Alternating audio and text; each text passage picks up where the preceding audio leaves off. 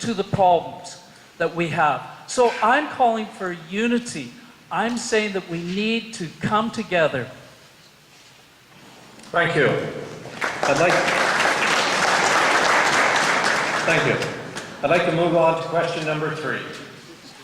What would be your 4-year plan to improve our utilities, water, sewer, and roads, to meet the needs of our community?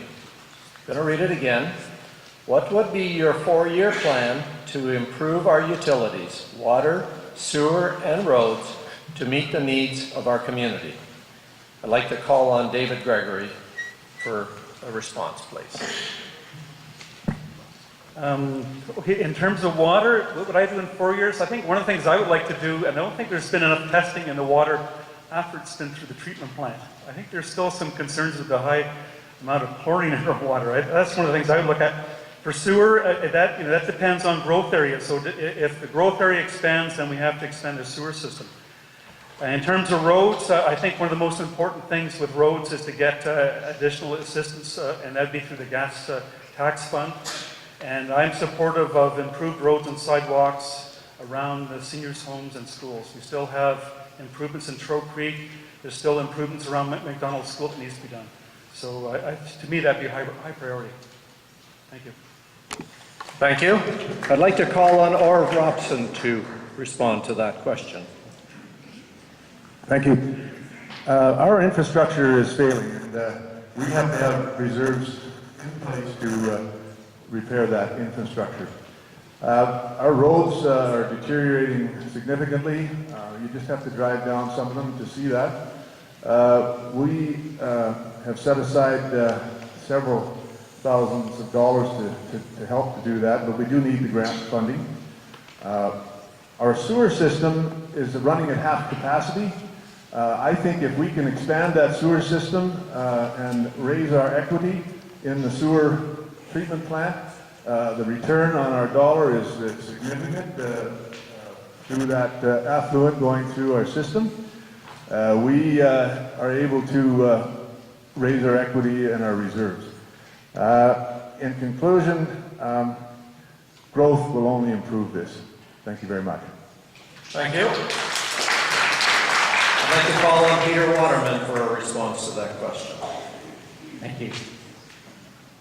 The first thing we have to do is move ahead with water separation, and that'll be on the Garnet Valley side. They're the only ones, the only area that currently do not meet the IHA water standards that are required. So at the same time, when that is done, we will also be able to do Garnet Valley Road. You're going to dig up the thing anyway, you might as well redo the road at the same time. But you have to remember that a 1% tax increase gains us $65,000. So we really can't do much in the way of infrastructure renovation or new infrastructure with that kind of tax money. So recently, Council decided to move ahead with a gravel extraction plant out near the landfill, and that will generate about $90,000 to $100,000 a year. That will be set aside in the reserve for infrastructure. Thank you very much. I'd like to now call on Christopher Beauvais-Gilman to respond to that question. Well, I'm going to first address the roads. I drove last month pretty well every street in this town. Something that I think has not been happening because there doesn't seem to be any plan to deal with the roads. Now, they talk about Garnet, but hey, I live on Garnet Valley. And I'm not going to talk to you about Switchback. I'm going to name you some others. Eileen, Belair, McDougall's, Dale Meadows, Front Bench, Barkwell Street, named after Barkwell family. These streets are rated in a 1, 2, 3 level. That means that they are the worst. They're 1 block, 2 block streets that need fixing. This council passed just gave away $60,000 to the beautification of the library, which already had a beautification plan. And we could have obtained a asphalt paving machine for $40,000 approximately, taken that money, put it over. I'd like to now call on Rock Fontaine to speak, please. I have to agree with Peter. I think the Garnet Valley Road and water separation, it should be a priority. But I think the first thing we should do, we should identify what all the priority areas of this town are. And everybody mentioned, I'm newer to this town, and I experienced the road in this town. I rode in front of my place, need to be fixed also. But at the end of the day, I don't think we can get it more dense than we are right now. We have to be smart the way we do things. He is right. Orv is right also. Growth is important. Let's find a way to bring growth into developing a downtown area, possibly with an office building, a residential area for rent.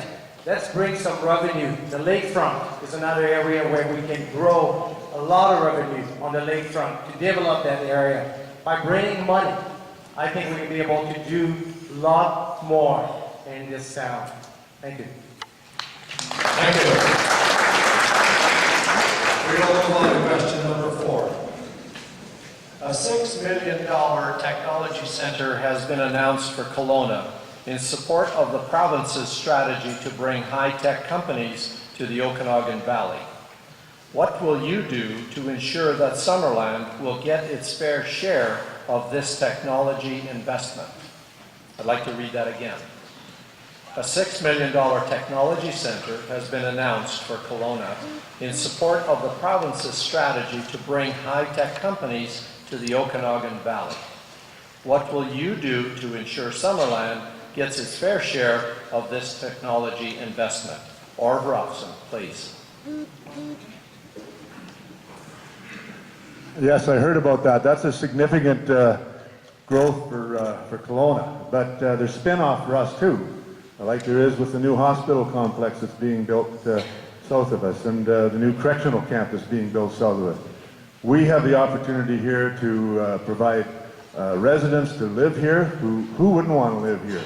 The opportunity for them to commute from here to Oliver and Osoyoos are doing it now. They're going to Kelowna. This is a great opportunity for us to provide growth and provide residences in a beautiful community where they can have their children raised and go to our schools. Our schools right now are down 30% since 2000. That's a significant number. Almost 700 students were down.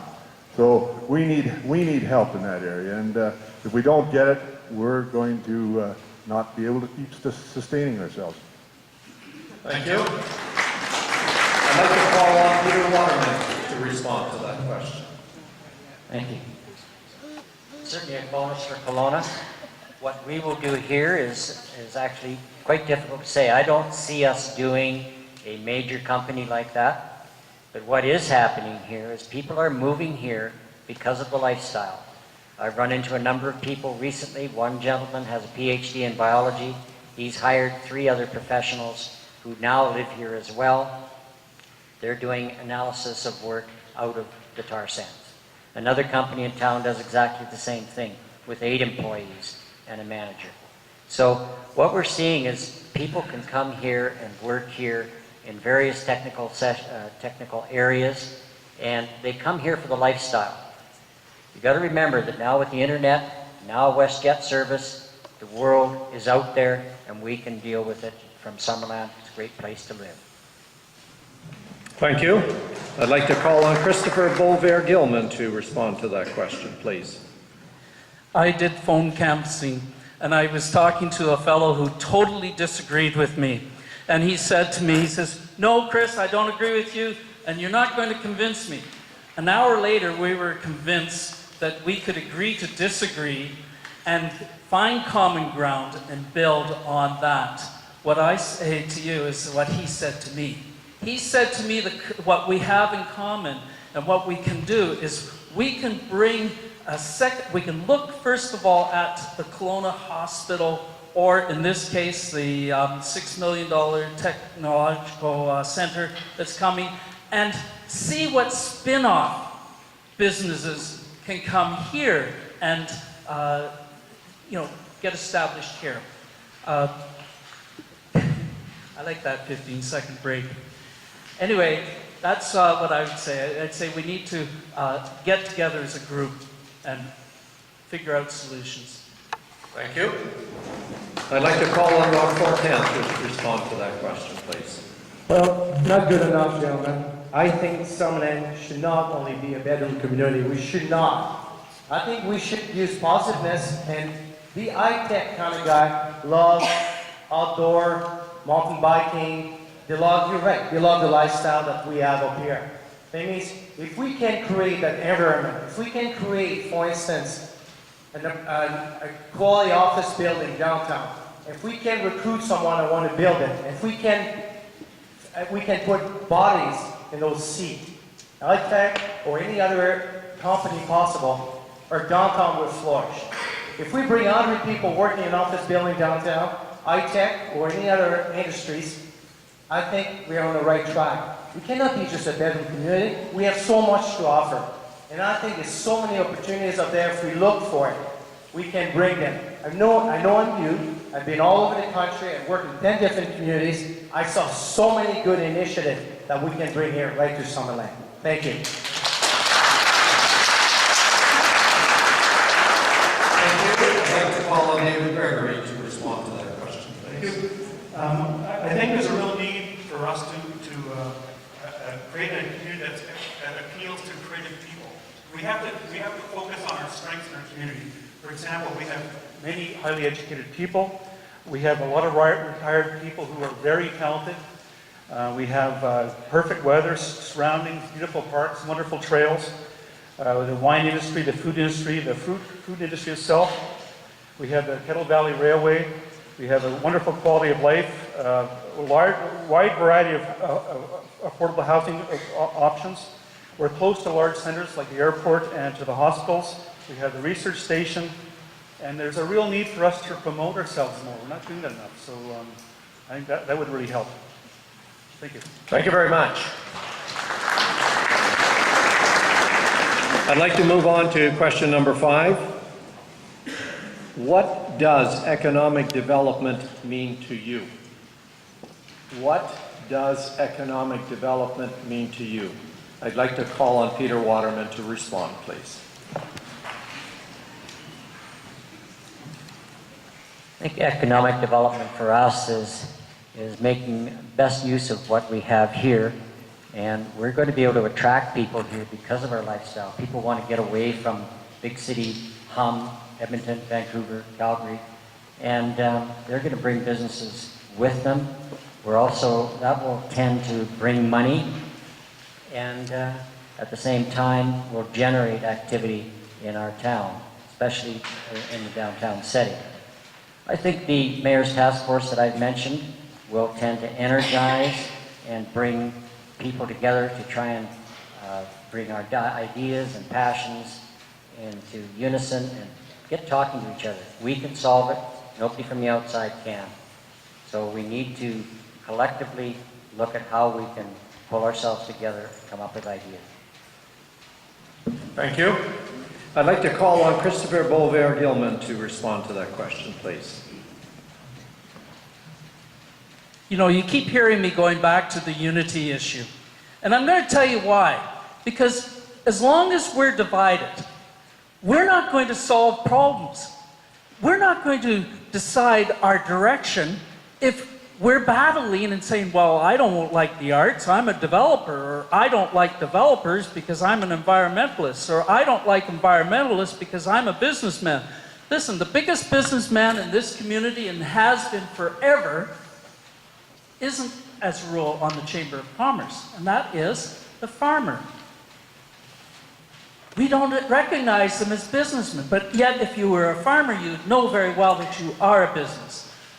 We need to have representatives from each of the 8 groups sit down and discuss a future that we can all buy into, and we can all go and shop, and we can all go farming, and we can do whatever we as a community wants. Without that, it's not going to happen. Thank you very much. I'd like to call on Rob Fortin for a response to that question, please. Economic development brings hope to young families, brings young family to towns, and it also brings a certain quality of life that we all want. We picked Summerland, my wife and I, actually, my wife very important component of this.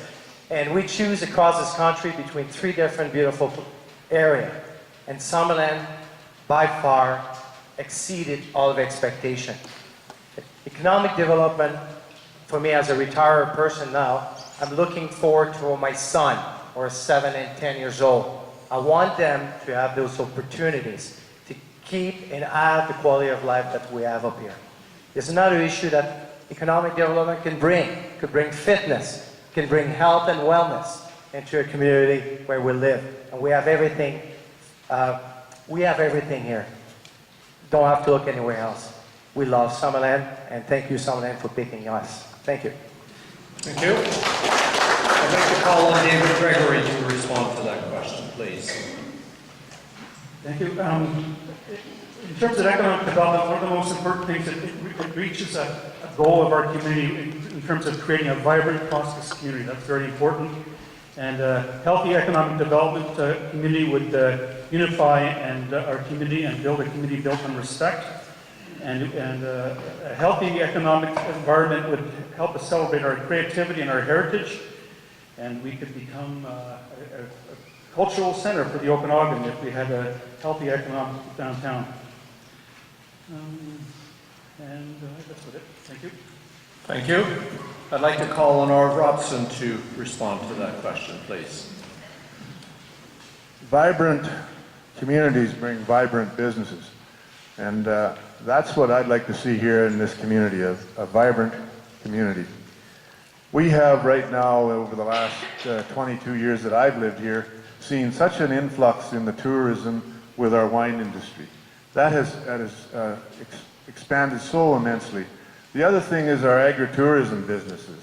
That's flourishing in our community, and I think it's important that we recognize that and dwell on that as an income to our valley, not only throughout the Okanagan, but here at Summerland.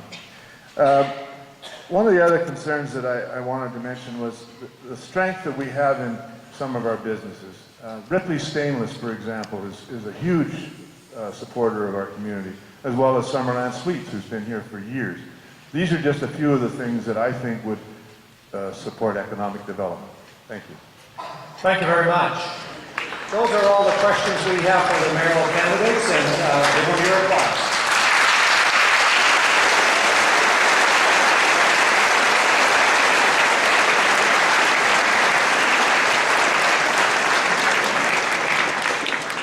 Fellow citizens, we're going to take a 10-minute break.